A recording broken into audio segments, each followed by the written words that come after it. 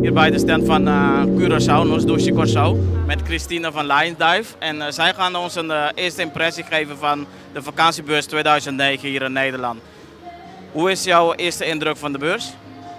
Gekkenhuis. Het was absoluut echt gekkenhuis. Ik ben mijn stem al bijna kwijt van het vele praten en de vele mensen die langs zijn gekomen om hun interesse in Curaçao te tonen, informatie te vergaren. Dus het was echt een hele goede beurs tot nu toe. We hebben nog een dag te gaan, maar tot nu toe was het heel positief. Gezien de huidige crisis, merken jullie daar iets van op de beurs?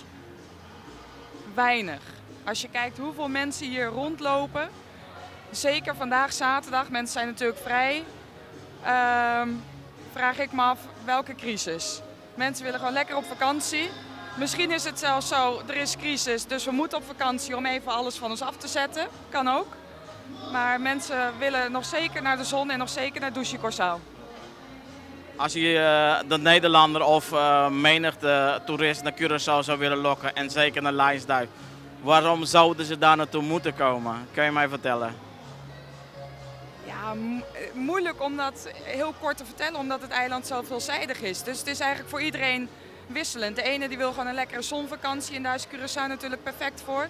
De ander die zoekt juist een actieve vakantie en dat kan op Curaçao. Dus ja, als mensen aan mij inderdaad vragen waarom moet ik naar Curaçao, probeer ik altijd wel eerst uit te vinden wat iemand zoekt in zijn vakantie. En eigenlijk heeft dan Curaçao voor ieder wat te bieden. Dus met name ook voor bijvoorbeeld gezinnen.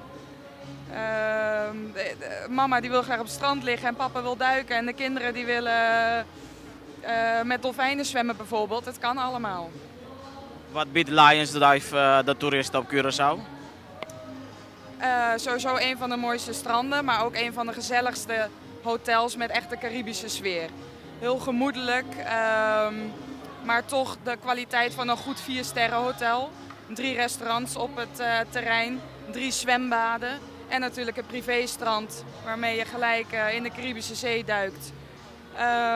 Een zeer uitgebreide duikschool, diverse snorkeltrips, een mooi huisrif voor het hotel. Dicht bij de stad, naast Mambo Beach, naast het Sea Aquarium. Dus ja, alles wat je denk ik zoekt op Curaçao kun je bij het Lions Dive al vinden.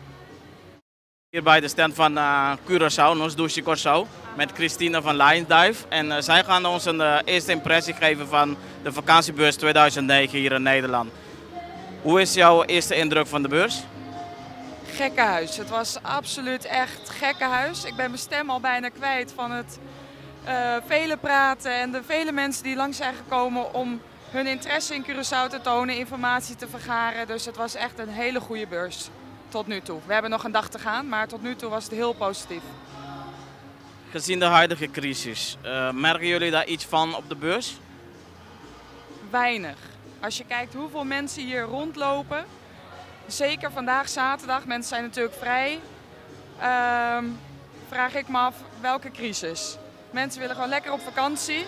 Misschien is het zelfs zo, er is crisis, dus we moeten op vakantie om even alles van ons af te zetten. Kan ook. Maar mensen willen nog zeker naar de zon en nog zeker naar Douche Curaçao. Als je de Nederlander of menigte toerist naar Curaçao zou willen lokken en zeker naar Lions Dive, waarom zouden ze daar naartoe moeten komen? Kun je mij vertellen?